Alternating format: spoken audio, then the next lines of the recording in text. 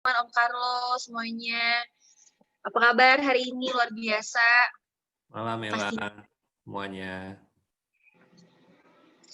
Oke, kita masih mau nunggu yang lain dulu, Coach, atau kita mau mulai aja mungkin?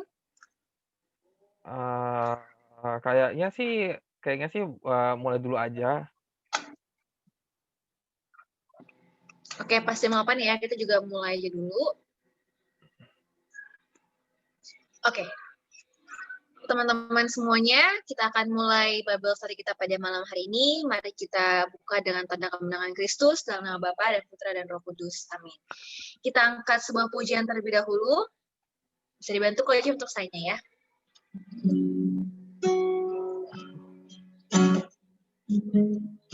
Kita angkat pujian. Dia hanya sejauh doa.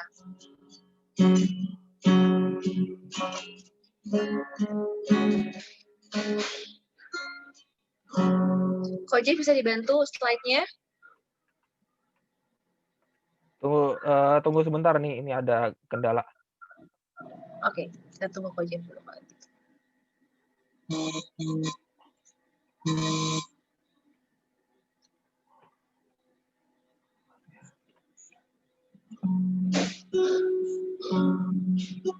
Aku kangen nanti untuk dengerin kesaksian teman-teman atau kabar sukacita dari teman-teman ya.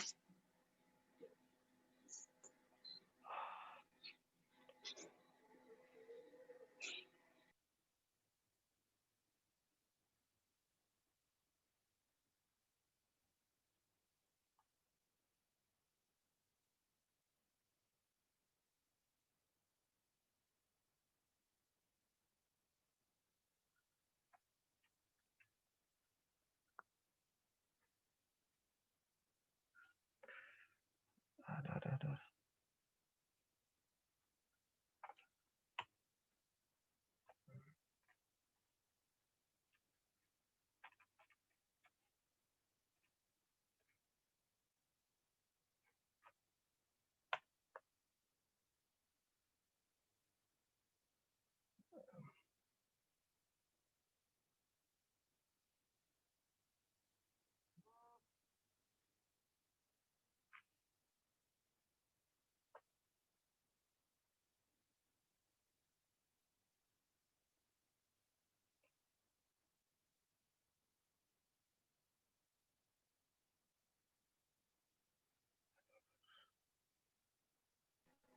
Halo, apakah suaranya ada? Aduh. Sebentar.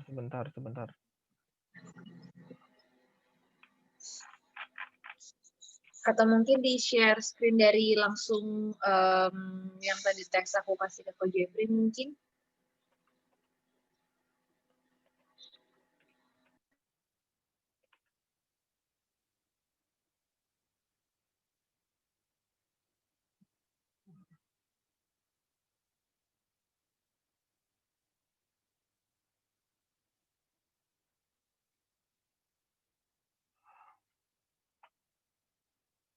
Okay. There you go.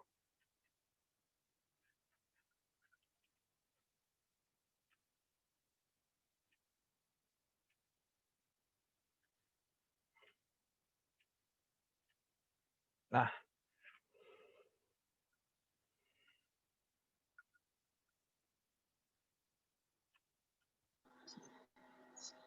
Oke. Mari teman-teman kita angkat sebuah pujian.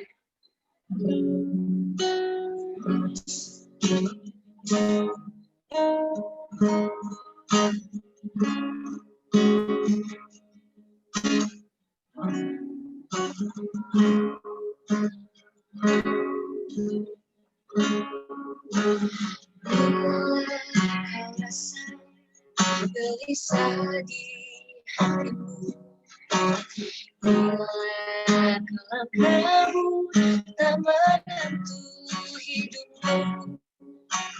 Ingat masih ada seorang penolong bagimu.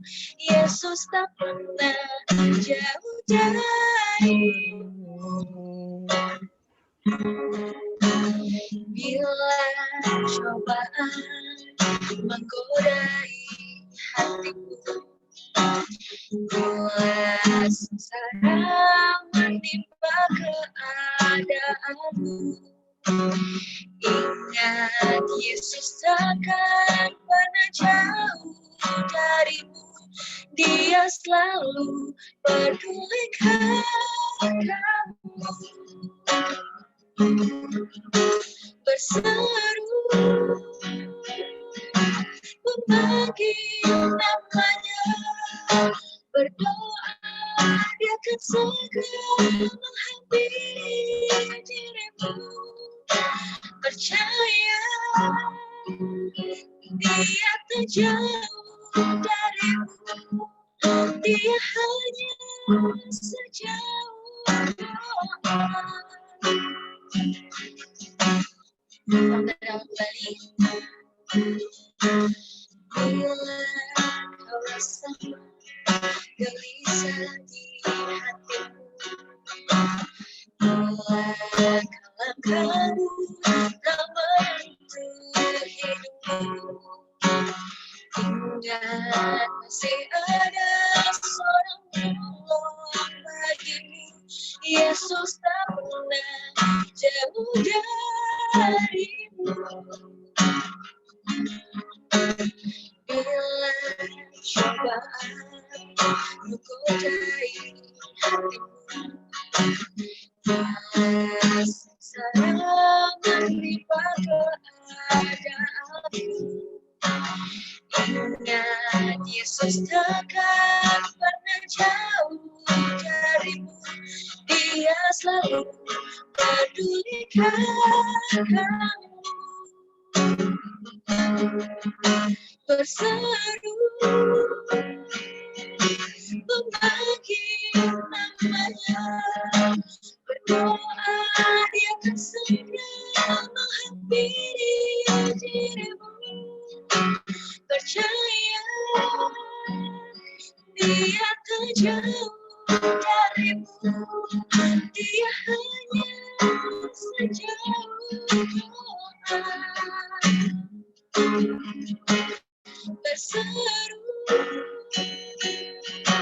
memanggil namanya, berdoa dia akan segera menghampiri dirimu.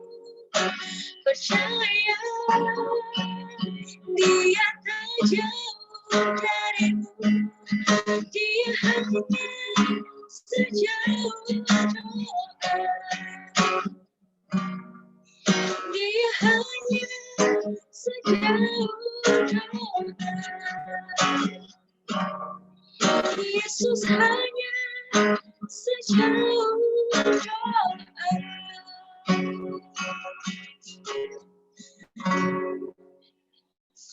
Mari kita bersatu dalam doa dalam nama Bapa dan Putra dan Roh Kudus. Amin. Selamat malam Tuhan Yesus, kami mengucap syukur berterima kasih untuk segala kebaikan Tuhan dalam kehidupan kami. Terlebih Tuhan, pada hari ini Engkau masih memberikan kami nafas kehidupan yang baru Tuhan.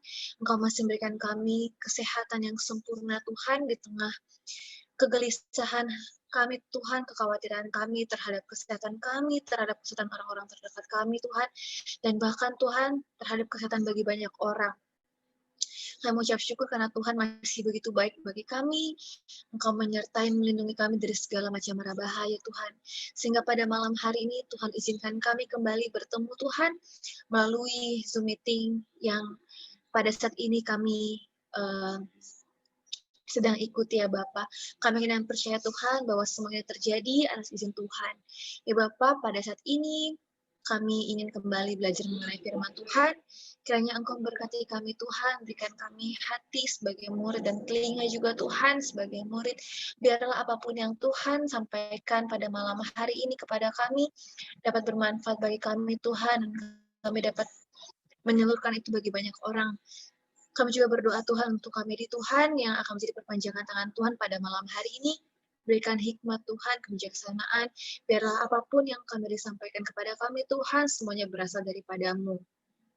Kami juga berdoa untuk teman-teman kami yang mungkin dalam perjalanan pulang, ataupun teman-teman kami yang sebentar lagi akan ikut bersama-sama dengan kami belajar mengenai firman Tuhan. Engkau juga berkati sertai mereka Tuhan, biarlah mereka juga Engkau perkenankan untuk ikut bersama-sama dengan kami pada malam hari ini untuk mengenal firman-Mu Tuhan. Kami pun berdoa untuk teman-teman kami dan Tante Hesti mungkin Tuhan yang saat ini sedang berhalangan untuk hadir, tapi biarlah Tuhan Engkau juga menyertai mereka, memberkati mereka Tuhan. Biarlah Tuhan Engkau mempertemukan kami di minggu depan Tuhan, baik itu ketika Tuhan mengizinkan kami untuk bertemu secara offline maupun online ya Bapa. Terima kasih Tuhan, kami siap untuk mendengarkan firman-Mu. Inilah kami Tuhan, kami siap untuk mendengarkan firman Tuhan.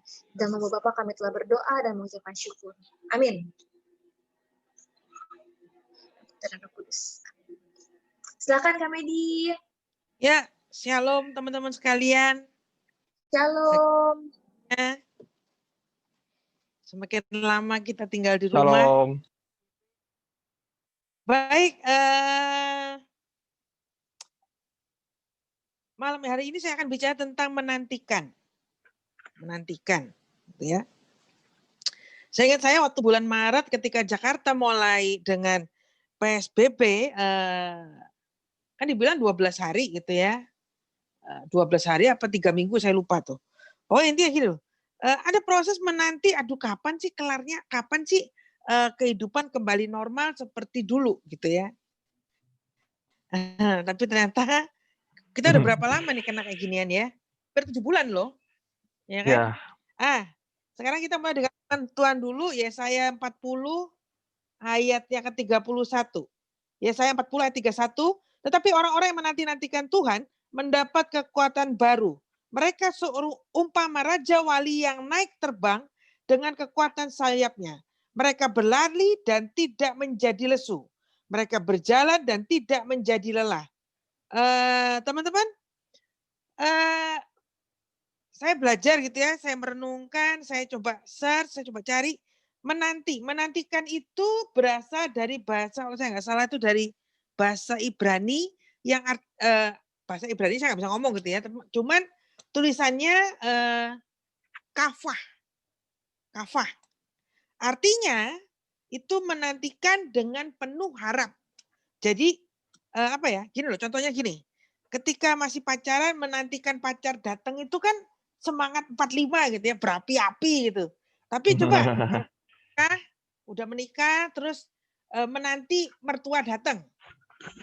Saya mau tanya, semangatnya sama apa enggak ya?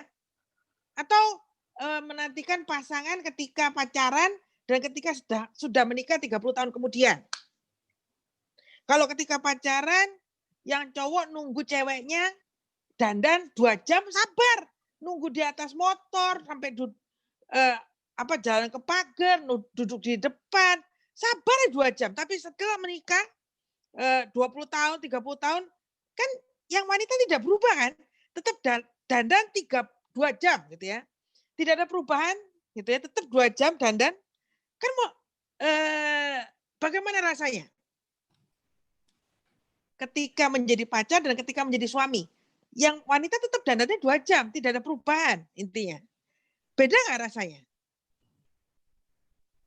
Pasti beda kan? Beda sih. Kalau dulu sabar, nungguin. Paling sebentar lihat jam. Kalau sekarang bilang, ayo toh, cepetan toh. Ini nanti kondangannya keburu habis. Ini kok nggak selesai sih. Bu, dandan tuh cepet-cepet aja lah, gitu ya. Coba bayangkan, jadi gini loh. Dengan kata lain, menanti, kalau Kava bilang menanti itu adalah proses menunggu dengan sangat, dengan berharap dengan sangat, dengan kata itu. Kita hanya mau menunggu atau menanti, lebih tepatnya menanti gitu ya, beda menunggu dengan menanti. Kalau menunggu itu adalah sesuatu yang belum tentu pasti, tapi menanti itu adalah sesuatu yang pasti. Dengan kata lagi, menantikan itu adalah satu proses atau sesuatu yang kita ada kepastian. Contoh gini, menanti wanita melahirkan atau menanti pas istrinya melahirkan. Seorang yang hamil kan pasti melahirkan kan? Kapan? 9 bulan 10 hari. Standarnya begitu ya. Dengan lain, ada proses menanti 9 bulan 10 hari. Jadi apa ya?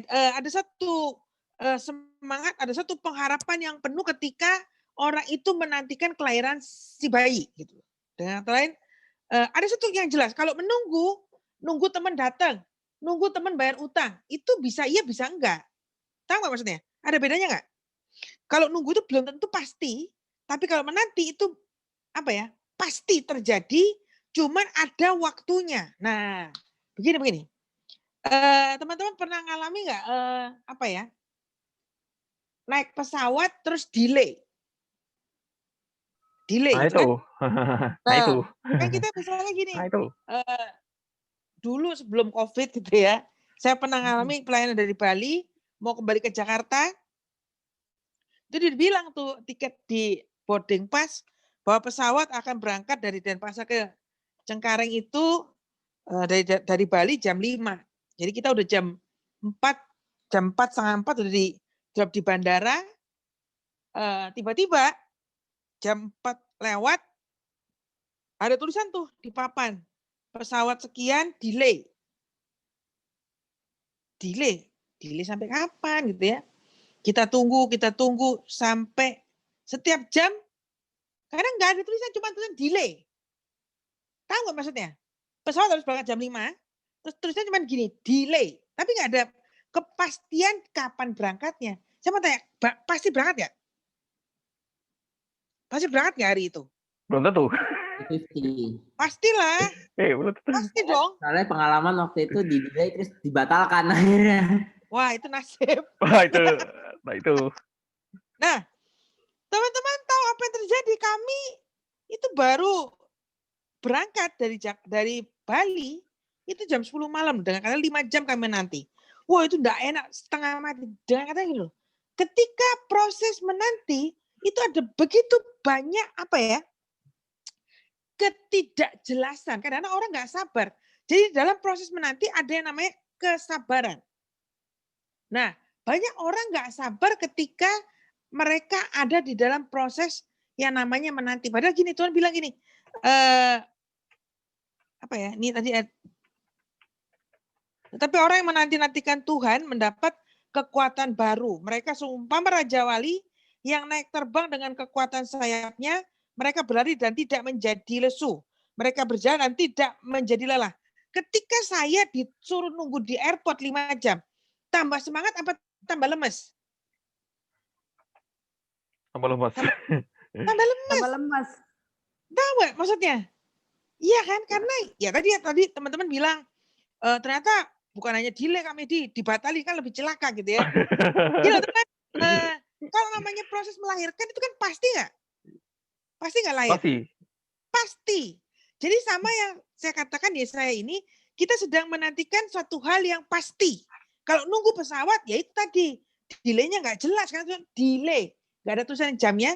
Tadi juga bisa bilang, wah ternyata nggak cuma delay, kami di-cancel lagi. Kan gawat gitu ya. Udah pindah hari, no. Lebih celaka gitu kan. Tapi ini Tuhan bilang gini, kafah itu adalah menanti dengan penuh harap. Karena kenapa? Yang kita nantikan bukan sesuatu yang tidak pasti, tapi sesuatu yang pasti. Siapa? Tuhan.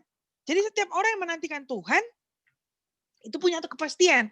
Sama seperti wanita yang mengandung, dia punya satu kepastian suatu ketika 9 bulan 10 hari, nggak tahu tanggalnya kapan, jamnya kapan, detiknya kapan, menitnya kapan, pokoknya itu lahir aja. Ini satu kepastian. Jadi dengan kata lain, dibutuhkan apa ketika dalam proses menanti? Yang pertama adalah kesabaran. Nah, ketika ngomong sabar, banyak orang nggak sabar, akhirnya mereka pikir gini, kok nggak nyampe ya? Kok nggak datang ya? Sudahlah, aku ngambil jalanku sendiri aja. Contoh, kalau teman-teman nanti baca bagaimana kisah Saul, dia mau berperang, tapi Nabi Samuel bilang gini, kamu tunggu dulu. Nanti aku hari ke-6 aku akan datang. Hari ke-7 aku akan datang, aku akan memberkati engkau, aku akan mengurapi engkau, dan kamu boleh perang melawan bangsa itu. Dan kamu akan memperoleh kemenangan. Itu janjinya Allah kepada Saul. Ya udah. Samuelnya pergi. Hari pertama, ya kan? Ya udah sabar. Hari kedua sabar. Hari ketiga sabar. Hari keempat rakyat malah komplain. Raja ini gimana sih, kan kita mau perang.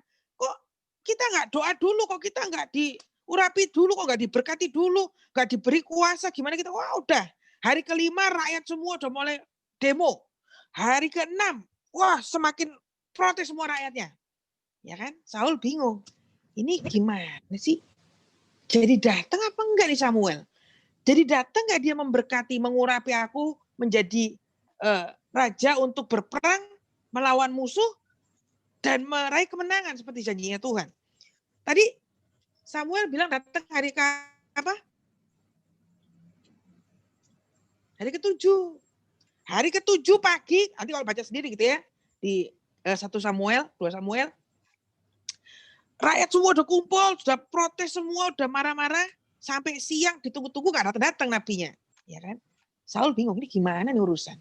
Akhirnya apa yang dilakukan? Ya sudah, dia doa sendiri, dia penyembahan sendiri, dia urapi sendiri, dan ketika dia lagi nyembah segala macam, lagi mengambil fungsi nabi, gitu ya. Padahal kan fungsinya dia raja, bukan nabi, tapi dia udah nyerobot fungsinya Samuel. Apa yang terjadi?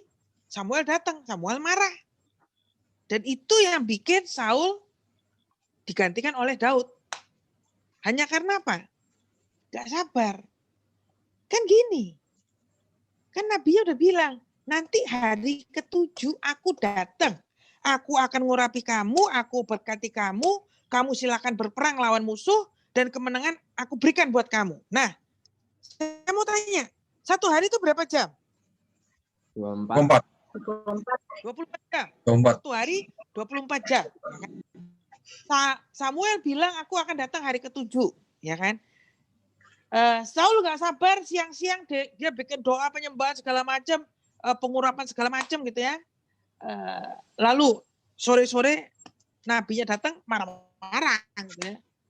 Saya mau tanya, yang salah siapa? Saul apa Samuel? Kalau 1 hari 24 jam. Kalau Saul doa pengurapan sendiri jam 2 siang, jam 14, lalu Samuel datang jam 16 sampai jam 17, yang salah siapa? Yang salah siapa? Tuhan apa Saulnya? Saul. Orang Saul doanya siang, padahal kan Samuel bilang, hari ke-7 aku datang.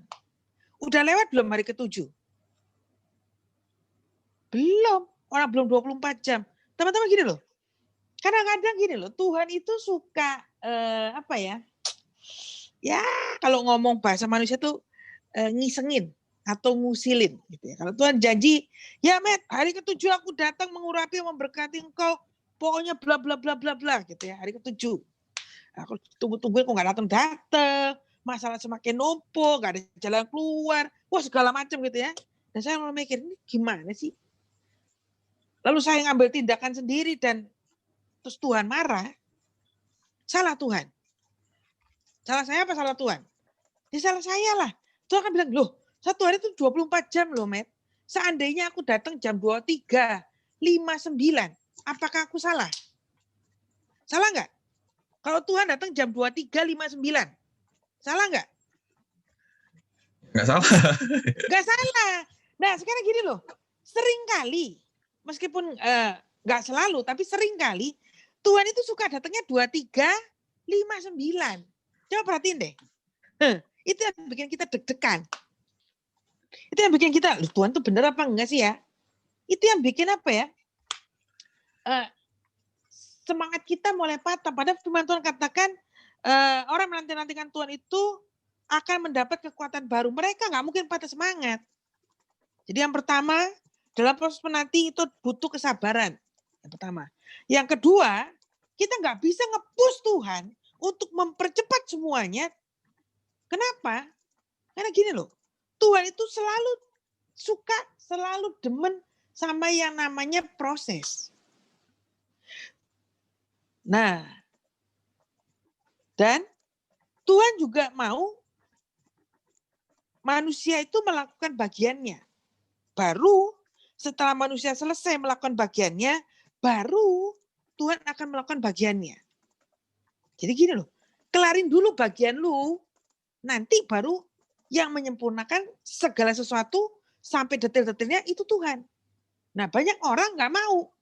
Mereka pikir ya udah Tuhan aja kerjain semua lah. Enak bener, nggak bisa lah. Gitu ya. Yang pertama sabar, yang kedua belajar untuk beresin dulu bagianmu. Nanti kalau semua sudah beres, nanti baru Tuhan itu membereskan segala sesuatu dengan sempurna. Jadi apa yang kita kerjain mungkin nggak beres, mungkin kurang detail, mungkin kurang sempurna. Nanti terakhirnya itu yang apa ya? Finally touching itu Tuhan semua yang beresin lah. Nah, ya bagian cantik-cantik itu Tuhan. Nah, banyak orang nggak mau. Mereka nggak sabar, mau langsung cantik nggak bisa. Saya gini kayak bangun rumah. Kan ada bangun rumah yang ada namanya apa ya? Bangunan.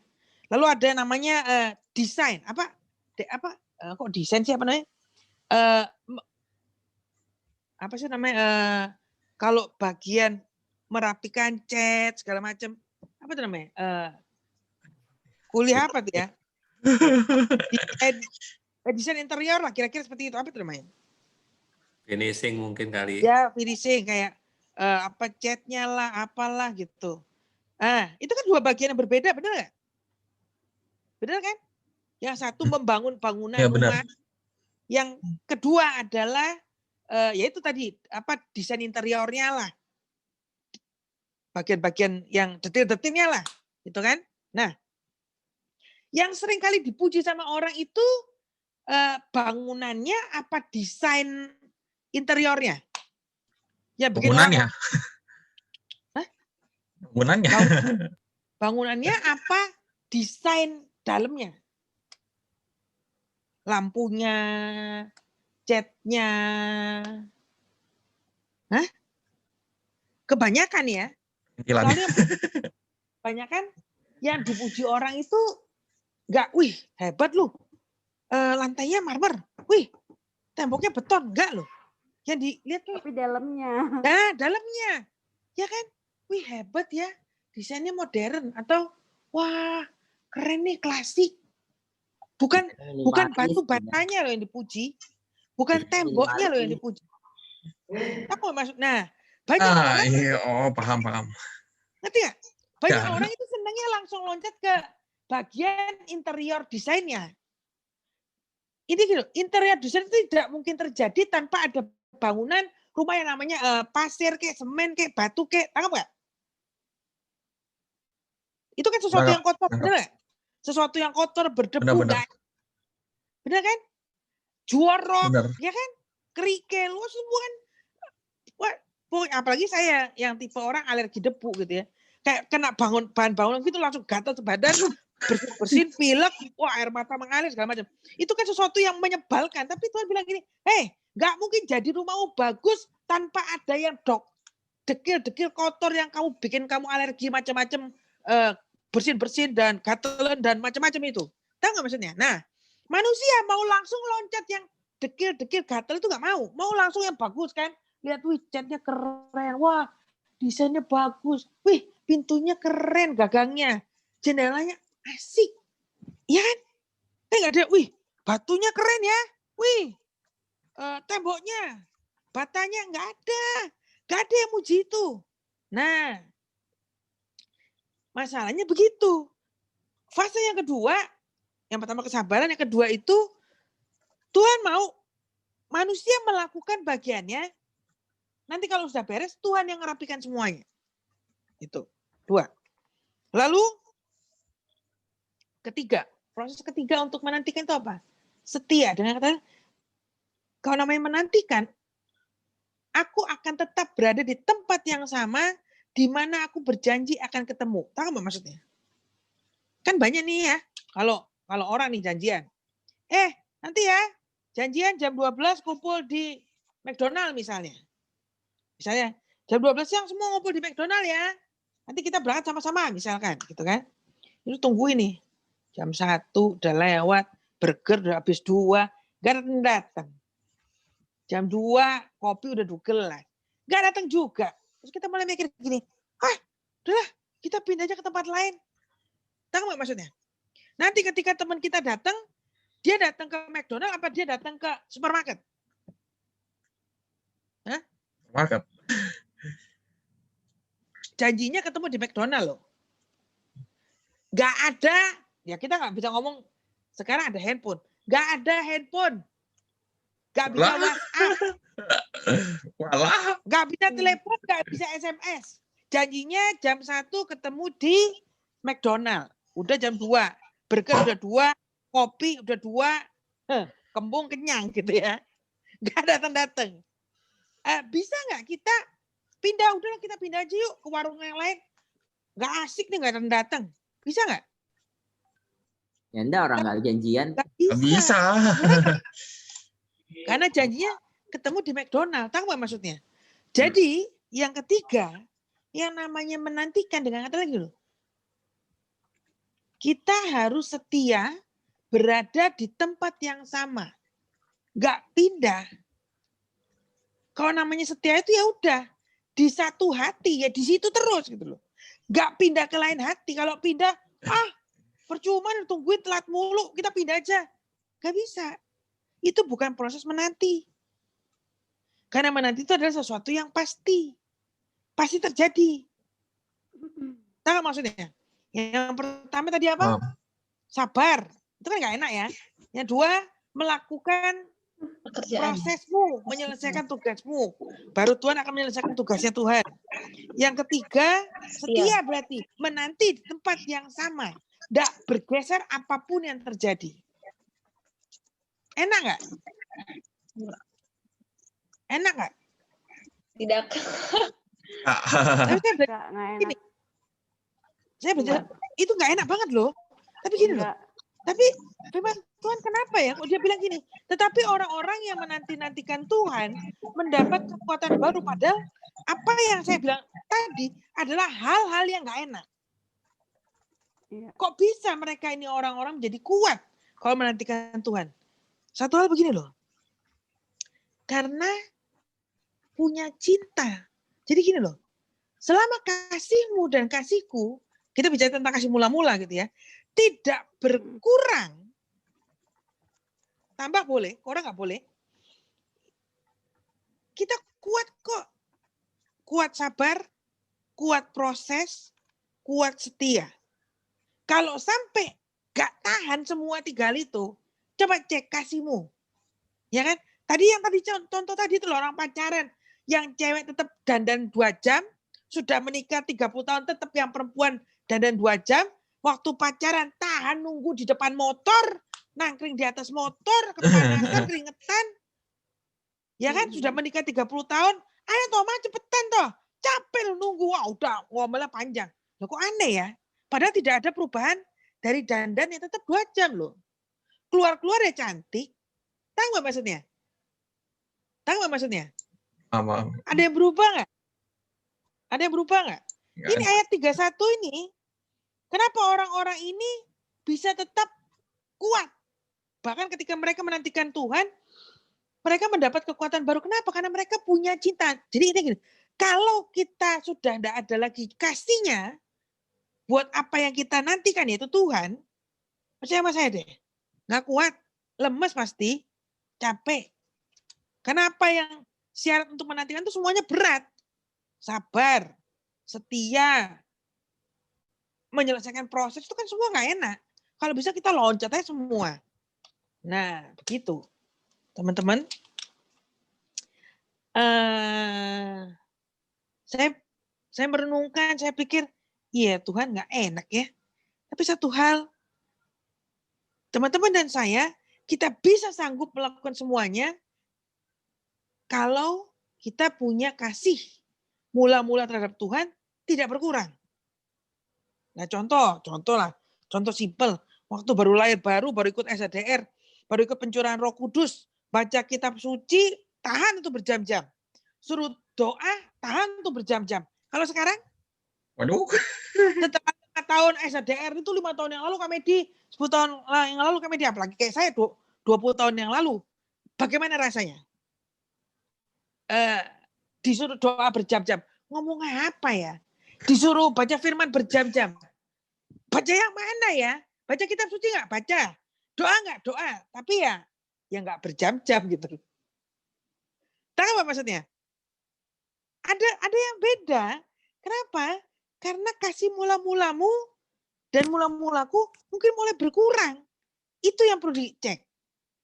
Teman-teman tangkap? Nah, firmannya udah selesai. Kalau mau tanya atau mau sharing boleh loh. Saya cuma bilang 3 hal itu berat semua. Bisa menjadi kuat kalau punya kasih yang mula-mula terhadap Tuhan. Tetap sama, tidak berkurang, tambah boleh.